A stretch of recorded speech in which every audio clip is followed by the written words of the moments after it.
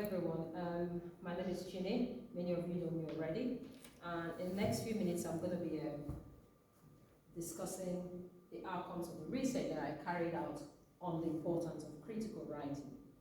So essentially, I'm trying to push the relevance of the development of soft skills within higher education learning. Now, it doesn't necessarily matter the level of students. We've got to begin to view the importance on how we can actually foster the development of soft skills. And when I say soft skills, I'm really making reference to the relevance of employability skills.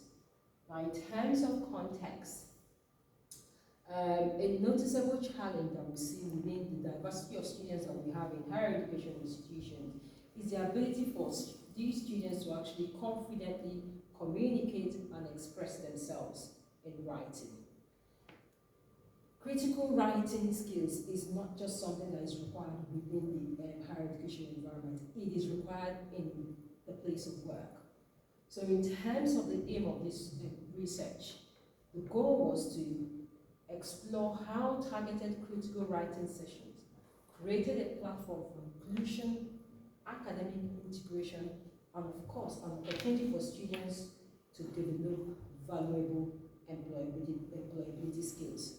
So soft skills development is a core principle of this project. Now, in terms of scope or focus of my project, it involved a planned arrangement. And when I say planned arrangement, this included embedded or integrated critical writing sessions through collaborative practice, collaborative teaching between academic teaching staff and professional services or support staff within specific modules or specific programs within the business school. Now, moving on to the methodology for the project, I adopted a qualitative approach, which means I assumed an interpretivism approach. I employed the interview data collection tool for the purpose of collecting data. So what this slide shows are the different phases or stages of the project. There were 4 key stages for this project. And what I'll try to do in the next slides is to explain what each of the stage as shown on this slide really entailed. So I've got the design and development phase, the implementation phase, the monitoring and evaluation phase, and finally the dissemination phase. It's important to note that this particular study was carried out in a UK higher education institution. Now, in terms of the first stage or phase of the project, which is the design and the development phase, this required my having to organize formal meetings between academic or teaching staff and professional services or support staff. Remember, I said that this project fostered an opportunity for academic integration. So there was that consultative, collaborative practice between these two categories of staff, essentially to identify their views on how students can improve or develop critical writing skills, to communicate effectively. Now, moving on to the implementation phase, this is where outcomes of that meeting between the academic and support services staff now led to delivering critical writing sessions within timetabled sessions of specific modules within specific programs in the business school. So the critical writing sessions were not delivered on an ad hoc basis. They were part and parcel of a timetabled session. The third phase of the project was the monitoring and evaluation phase. So this is where I needed to evaluate whether the embedded writing sessions had some form of significance on the students' learning, on their academic performance, as well as developing that key skill in terms of critical writing, communicating effectively.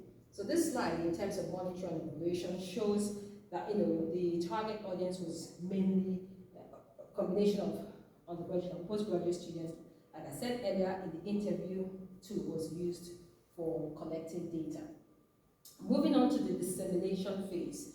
This is where, having done some thematic analysis to identify some of the findings in context of whether students actually developed that key skill, communicating effectively. The left side of the slide shows students' perceptions before engaging or attending the embedded writing, critical writing sessions, and the students' perceptions having been part of the embedded critical writing sessions. As you can see from the slide, there is, on the general note, a positive experience in terms of performance, in terms of being able to express themselves in writing, doing that confidently, as seen on this side of the right-hand side of the slide. Please be aware that the comments that I've got captures both viewpoints of the two categories of students, undergraduate students and postgraduate students. Now, still being a little bit more specific, in terms of exploring students' perceptions in context of projected lifelong employability skills. As shown on the slide here, there is evidence to demonstrate that students engaging with the critical writing sessions integrated within their modules have a positive experience for them in terms of developing that key skill in the area of communication. I think something to note from this slide is students were able to make the connection of not just developing that communication skills, critical writing skills for the purpose of their academic journey, but also they made that connection to their professional career, as shown on a few of the comments on the slide. It really helped me finding solutions or making decisions for the next step for my career pursuit. Now, to bring the findings together in form of closing remarks, what I've done with this slide is to showcase the main highlights from the data analysis. I will try to read through the comments that I've got on the slide. The students' engagement with the integrated critical writing sessions show a record of positive learning for the two or the different categories of students, undergraduate and postgraduate students. There's a general improvement in the students' ability to communicate confidently through writing, which was one of the things we wanted to mention. The sessions, the critical writing sessions, had a positive link to the students' attitude to learning. Some students said at the beginning, before they engaged, they were scared of writing. They weren't quite confident in expressing themselves in writing. But having been part of it, they feel more confident to get on with communicating with whoever in writing. So the attitude to learning became a lot better. In summary, the critical writing sessions appear to have fostered students' ability to develop that valuable employability skill. And when I say valuable, I mean an ability for them to express themselves or communicate with a wide range of people in writing. In terms of, again, the ability to think and express themselves critically. Now, moving on to next steps or additional information. On the bottom of the slide, I've got some of the platforms where I have also presented some of the outcomes of this study. So in terms of next steps, I've put it into 3 key actions. And these are really immediate actions.